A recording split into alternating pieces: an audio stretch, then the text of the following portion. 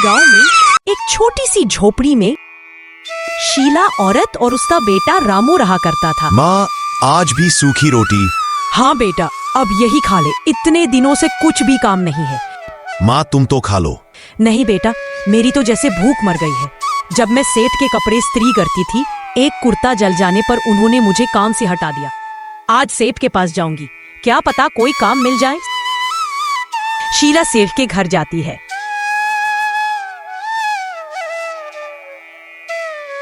सेठ जी। शीला, तू फिर आ गई। तुझे मैंने मना किया था, यहाँ मत आइयो। सेठ जी, तुम्हारे अलावा मुझे कौन काम देगा? मुझे कुछ काम दे दो, हमारे घर में अब अनाज भी खत्म हो गया है। तेरा कभी पेट नहीं भरेगा, बस जब देखो रोती रहती है। चल जा यहाँ से, अगर दोबारा आई तो गांव में भी नहीं रह पाएगी। सेठ जी, ऐसा मत करो, मेरा बेटा भूख से मर जाएगा। जा, मेरे पास कुछ नहीं है। शीला रोते हुए वहां से चल देती है।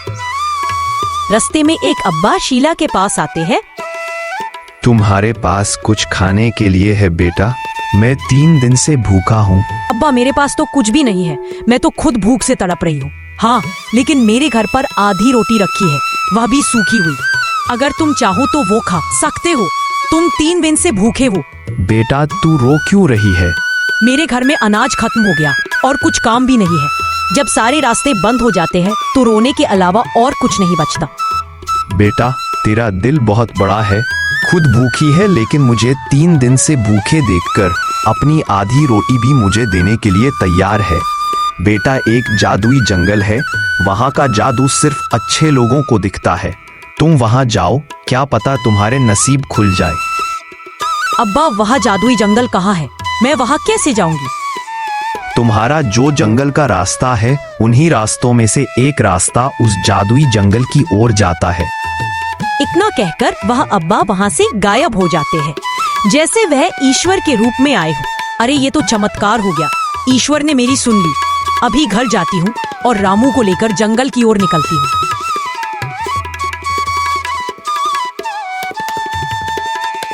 शीला अपने घर पहुँचती है। माँ, तुम कहाँ चली गई थी? कोई काम मिला? शीला रामू को रास्ते में मिले अब्बा की सारी बातें बताती। माँ, चलो हम जंगल की ओर चलते हैं। दोनों जंगल की ओर निकल पड़ते हैं।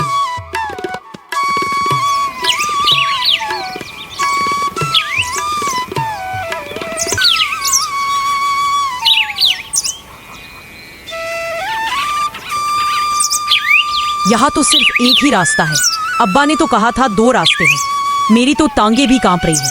थोड़ी देर पेड़ के नीचे बैठ जाते हैं, फिर आगे चलेंगे। तुम कौन हो? को कौन है? अपने पीछे देखो, एक जादुई पेड़। तुम बोल सकते हो? हाँ, मैं बोल सकता हूँ क्योंकि मैं एक जादुई पेड़ हूँ। एक जादुई पेड़?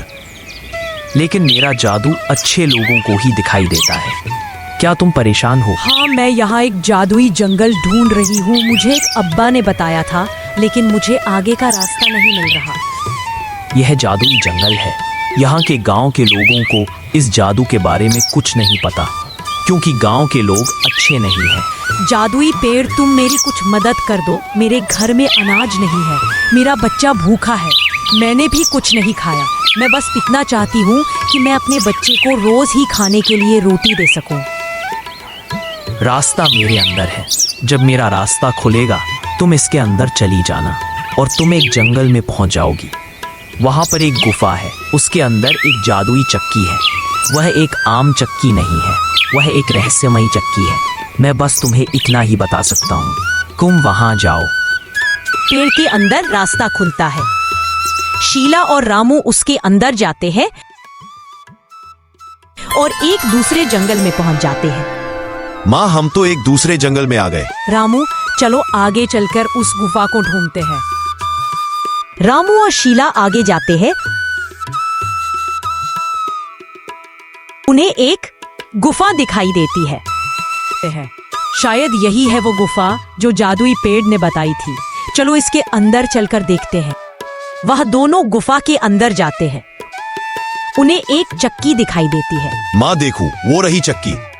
जादुई पेड़ ने कहा था वो एक आम चक्की नहीं है, वे रहस्यमय चक्की है। चलो इसके पास चलते हैं। देती है। शीला चक्की के पास जाकर उसको हाथ लगाती है। तुम कौन हो? माँ ये आवाज कहाँ से आ रही है? कौन है? मैं एक जादुई चक्की हूँ जो मुझे लालच से छूता है। मैं उसे नाज नहीं देती।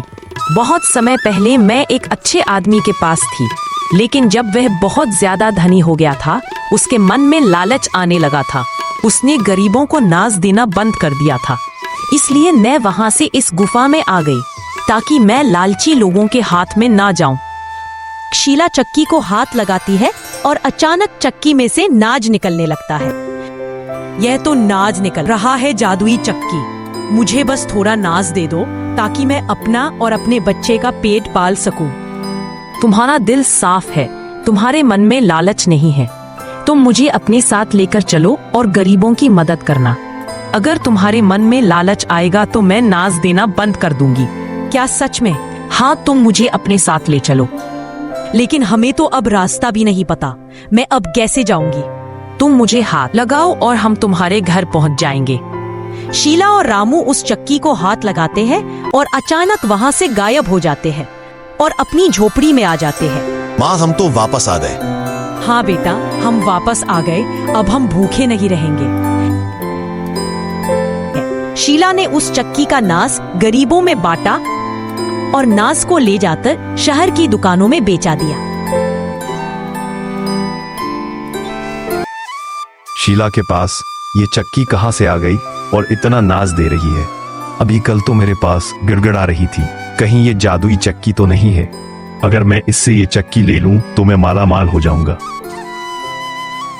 सेठ शीला के पास जाता है। शीला, ए शीला, जरा बाहर आना। तुम यहाँ क्यों आए हो? अरे शीला, ये चक्की कहाँ से लाई हो? अगर तुम ये चक्की मुझे बेच दो तो मैं तुम्हें इसके दुगने पैसे दूंगा। यह एक जादुई चक्की है और ये लालची लोगों को अनाज नहीं देती और तुम लालची हो। यहाँ से चले जाओ। मैं इस चक्की को रात में चुरा लूंगा, फिर देखता हूँ ये नाज कहाँ से लगी। सेठ वहाँ से चला जाता है। सेठ शीला के घर में चक्की चुराने के लिए जाता है और जब वह चक्की को हाथ लगाता है तो वह पीछे गिर जाता है। अरे नहीं, ये क्या हो गया? ये चक्की तो मुझे मार देगी। और सेठ वहाँ से भाग जाता है। अब शीला ने बड़ा घर भी बना लिया। शीला गरीबों की मदद करती और खुशी खुशी अपना जीवन जीने लगती है।